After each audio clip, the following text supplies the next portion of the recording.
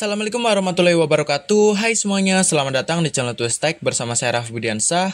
Hari ini kita bakal belajar dan bahas tentang apa sih itu website, gimana sih cara kerjanya, sejarahnya gimana, dan fungsinya, serta apa aja yang ada di dalam website. Kita akan sama-sama belajar di sini ya, jadi tonton videonya sampai habis. Oke, langsung aja di sini kita bahas tentang apa itu website. Ya mungkin dari kalian udah tahu dan dari kalian mungkin udah pernah lah ya akses sebuah website, dan di sini kita akan bahas tentang apa sih itu website ya. Oke, kita akan membahas dulu tentang apa itu website. Website atau dalam bahasa Indonesianya yaitu situs web adalah kumpulan halaman website yang saling terhubung.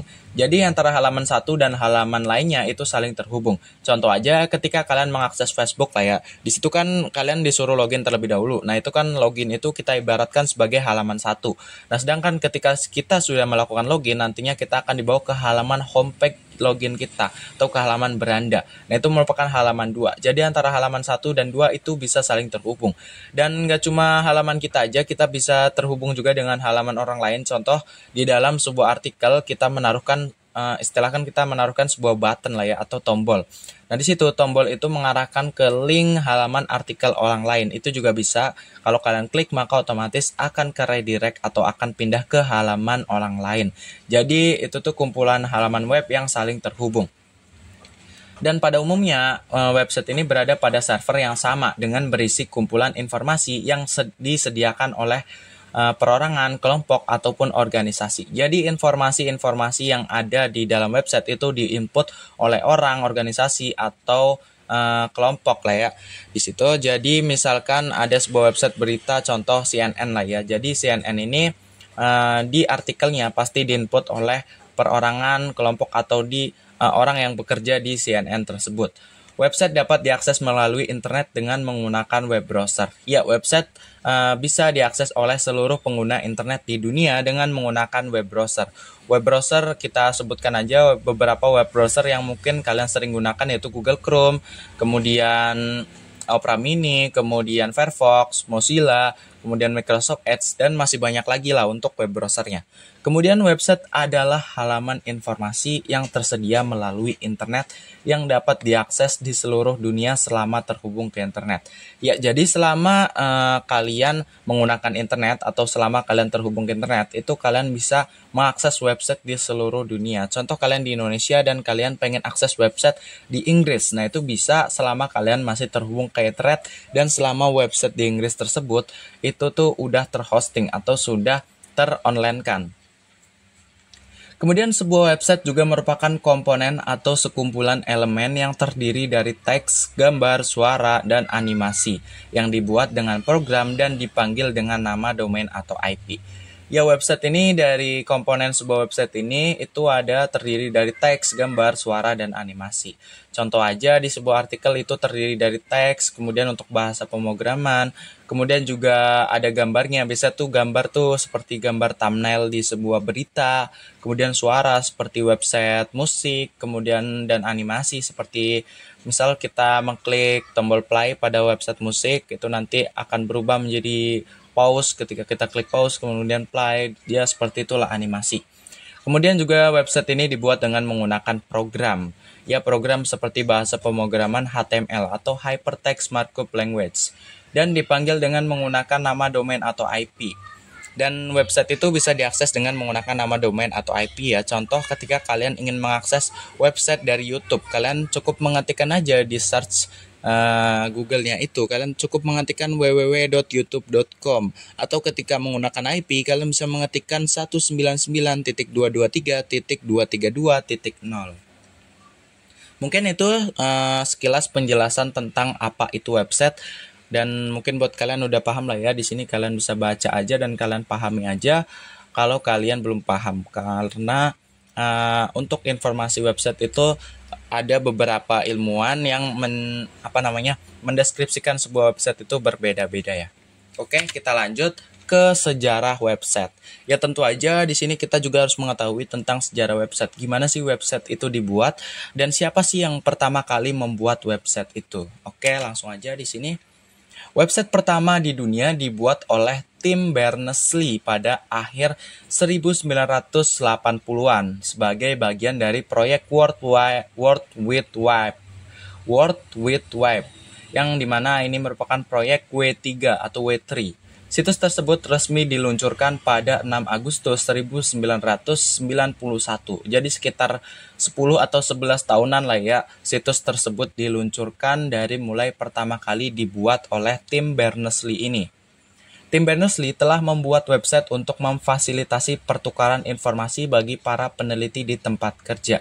Ya, sebenarnya ini website ini dibuat untuk melakukan pertukaran informasi bagi para peneliti di tempat kerja. Ya, mungkin dari gedung A ke gedung B, itu kan ketika kita ingin melakukan pertukaran informasi atau kita ingin mengirimkan hasil laporan dari penelitian, itu kan memerlukan waktu ya, karena memerlukan perjalanan dari gedung A ke gedung B. Nah, dengan sebuah website ini kita akan lebih cepat dalam melakukan pertukaran informasi, jadi biar lebih efisien dalam kerja.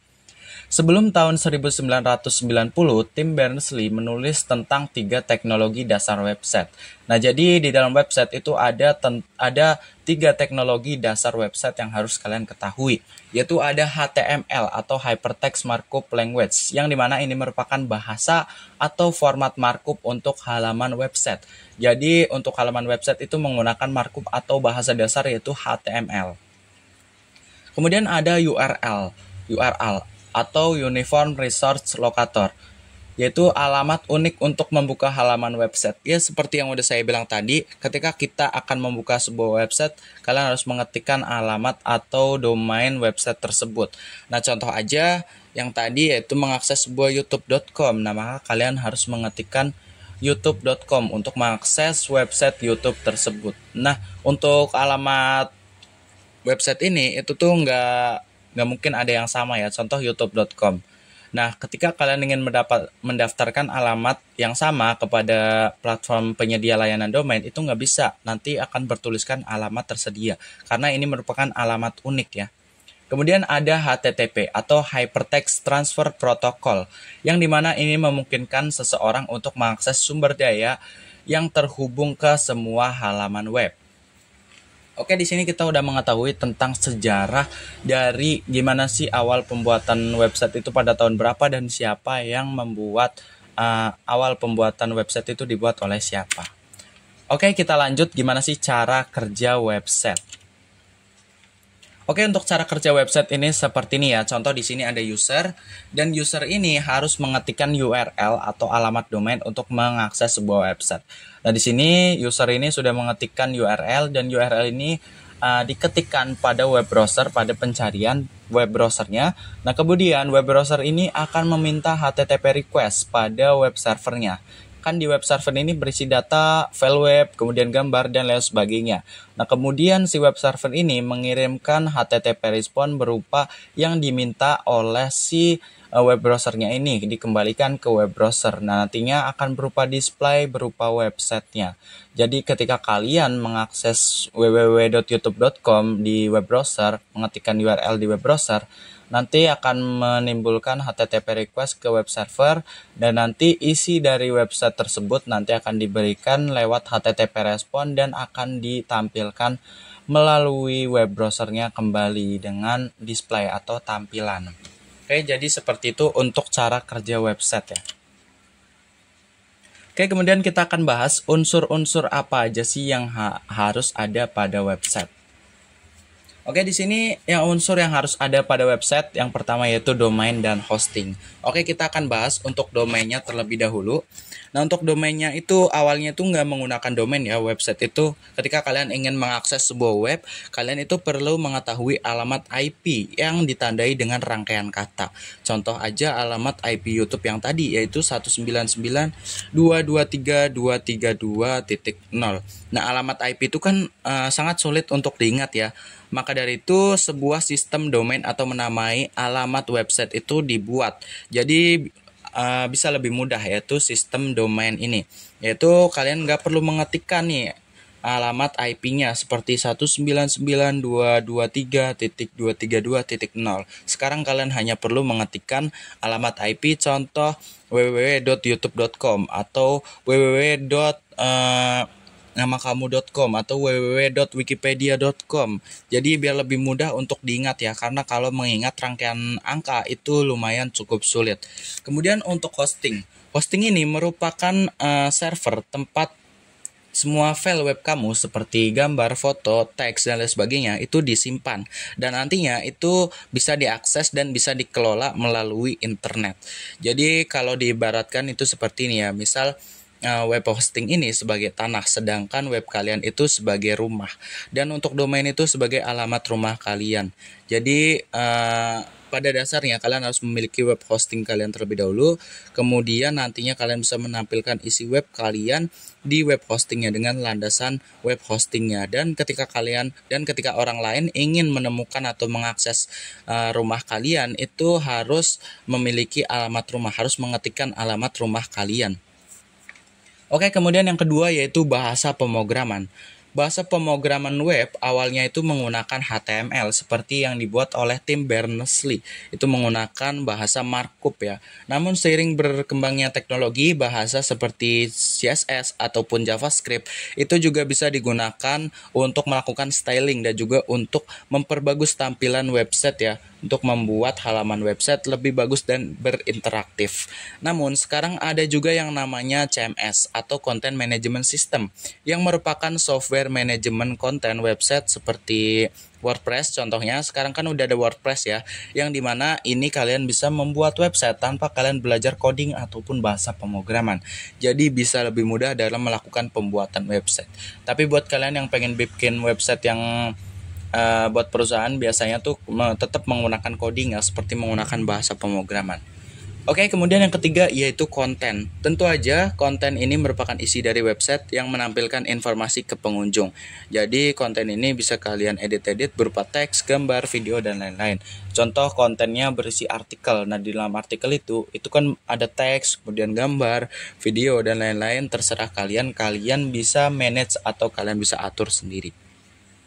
Kemudian yang keempat itu tampilan. Nah, ini merupakan hal penting juga karena tampilan itu merupakan unsur yang harus ada.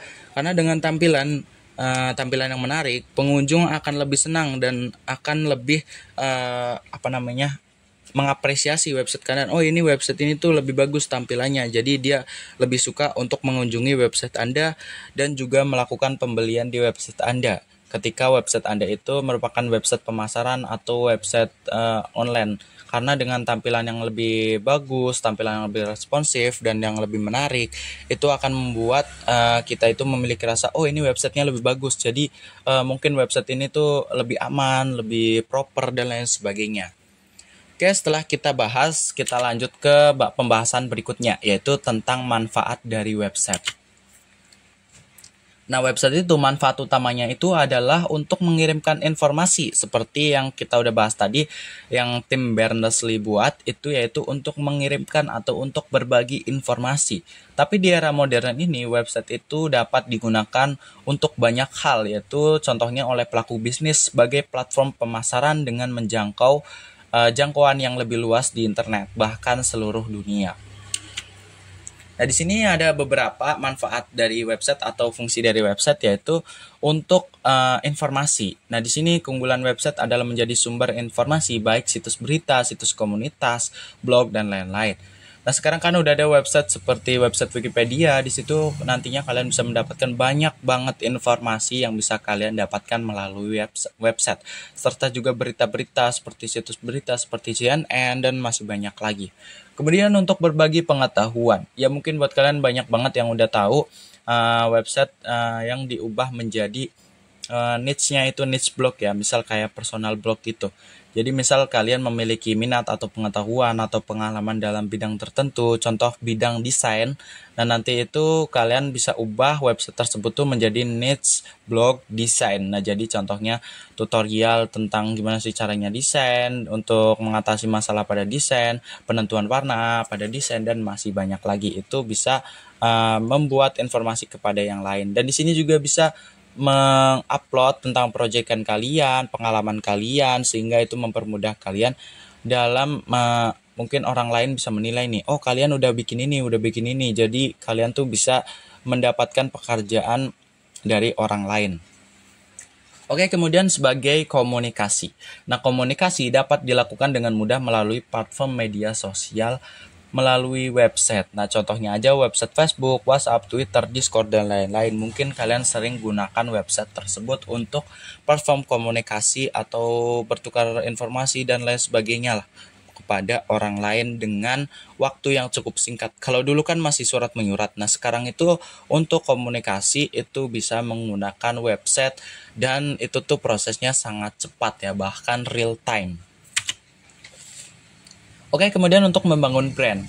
Nah, untuk website ini juga bisa dapat membangun brand atau personal branding dan juga untuk mengembangkan bisnis kalian. Dan website ini juga bisa digunakan untuk kalian memasukkan seperti artikel keterampilan kalian yang kalian kuasai untuk mengembangkan personal branding kalian. Nah, serta juga bisa melakukan pemasaran melalui online seperti contohnya membuat iklan di website, kemudian mengembangkan SEO agar ketika orang melakukan penelusuran itu website kalian itu yang nampil paling atas. Kemudian kalian juga bisa membuat artikel untuk mempromosikan produk kalian. Jadi ketika orang membuka artikel tersebut, oh ini berarti produk ini bagus, kalian bisa bandingkan dengan produk yang lain bahwa produk kalian lebih bagus di artikel tersebut. Kemudian reputasi perusahaan. Ya, mungkin gak heran sekarang website perusahaan-perusahaan sekarang itu memiliki website karena dengan website resmi itu pelanggan atau konsumen atau pengunjung itu mengetahui bahwa website kalian, bahwa bisnis kalian atau perusahaan kalian itu benar-benar ada. Karena di situ di website itu biasa tuh website buat perusahaan atau company profile itu menampilkan informasi produk, layanan, kemudian gimana caranya menghubungi pelanggan, informasi alamat, nomor telepon dan lain sebagainya. Di situ akan lengkap. Jadi pengunjung tuh bakal lebih yakin buat membeli produk di perusahaan kalian atau bekerja sama dengan perusahaan kalian. Kemudian yang terakhir yaitu mengakses layanan publik.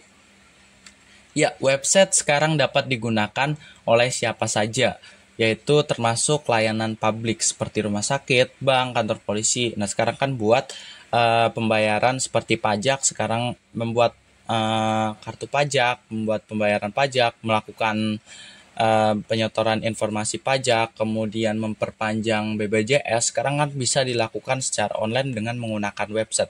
Serta rumah sakit juga bisa kita cek seperti booking rumah sakit, kemudian jam buka, jam tutup, informasi rumah sakit itu tentang pelayanan apa aja yang ada di situ, itu tuh bisa lebih mudah kita akses dengan menggunakan website. Jadi lebih mempermudah kita dan kita nggak harus keluar rumah, kita bisa akses dari rumah dan itu mempersingkat waktu kita buat melakukan perjalanan ke tempat tersebut.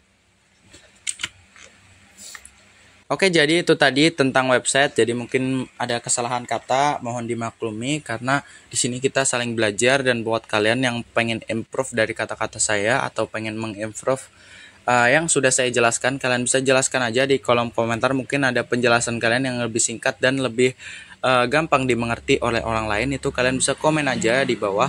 Dan mungkin penjelasan tadi mungkin bisa membantu kalian dan dapat menambah wawasan kalian. Jika ada yang kalian tanyakan, kalian tanyakan aja di kolom komentar. Terima kasih. Wassalamualaikum warahmatullahi wabarakatuh.